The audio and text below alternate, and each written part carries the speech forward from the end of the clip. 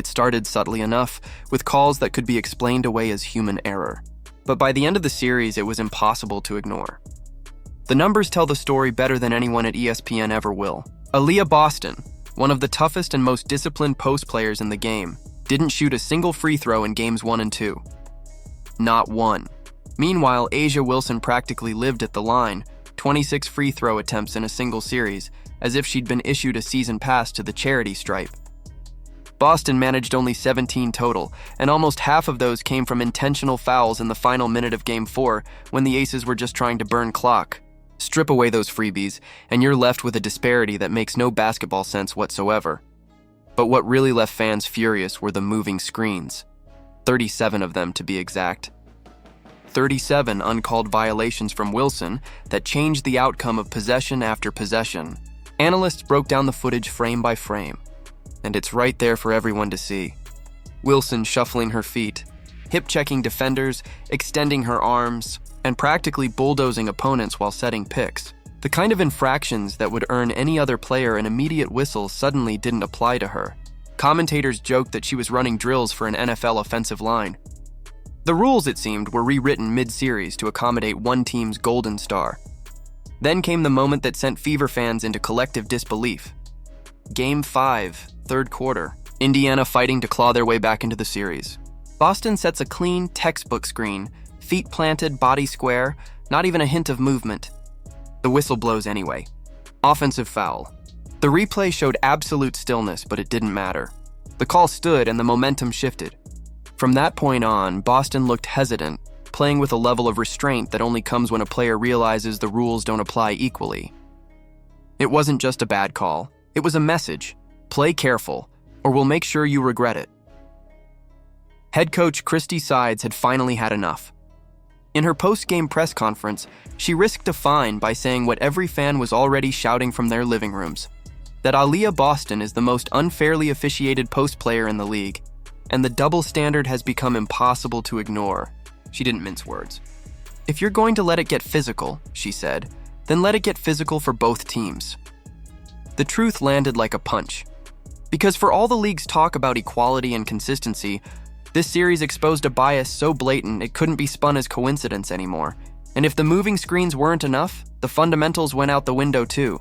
Footage shows Wilson double dribbling mid-spin, catching the ball with both hands like she forgot the rulebook existed. Another play featured her taking 3 steps before dribbling, a travel so obvious that even high school refs would have blown the whistle. But this wasn't high school. This was A'ja Wilson, the WNBA's chosen face of the franchise, and the referees were apparently on her payroll. The free throw gap only grew more suspicious when analysts broke down defensive assignments. Boston guarded Wilson for most of the series, absorbing hit after hit, staying disciplined and vertical, precisely the kind of defense coaches dream of. Wilson, meanwhile, switched off Boston whenever possible, often defending smaller guards to conserve energy. Yet somehow, Boston was tagged with 19 fouls while Wilson finished with only 14. The math didn't add up. The logic didn't add up. The only thing that did was the frustration building across Indiana's locker room. What made it all worse was how those missed calls changed the scoreboard. A single illegal screen here, a phantom foul there, each one chipped away at Indiana's chances. 4 uncalled offensive fouls directly resulted in 10 points for Las Vegas. 10 points in a playoff series where every possession mattered. In Game 5's overtime, the bias became brazen. 2 minutes left, Fever down 2. Wilson sets yet another moving screen, right in front of the baseline official. No call. The play ends with a wide-open 3 that buries Indiana's hopes for good. Players stood frozen, staring at the referees, arms raised in disbelief. But the whistles stayed silent. The game and the fairness were already gone. Even more infuriating was the timing. The pattern became clear. Every time the Fever built momentum, every time they started to shift the game's rhythm, a questionable call would derail it. Boston gets called for contact that never happened.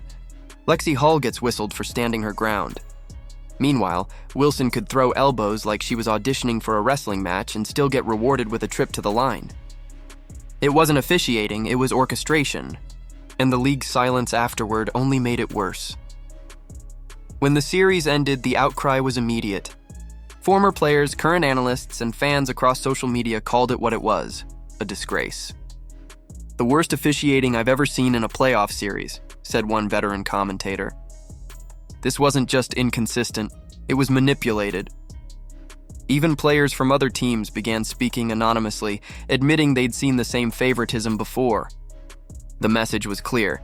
If the league's marketing machine has chosen its star, don't expect a fair whistle. Lexi Hull's comments cut the deepest.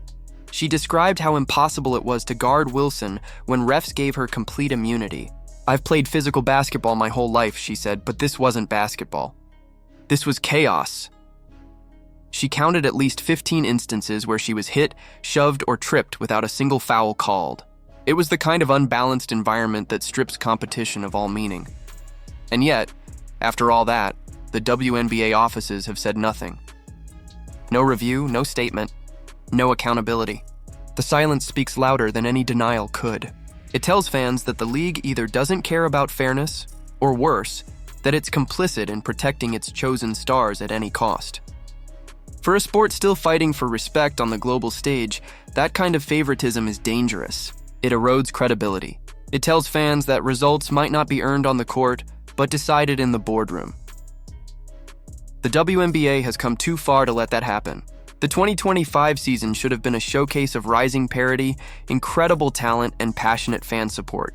Instead, it's now clouded by suspicion. Because if officiating can tilt a playoff series this dramatically, what does that say about the league's future?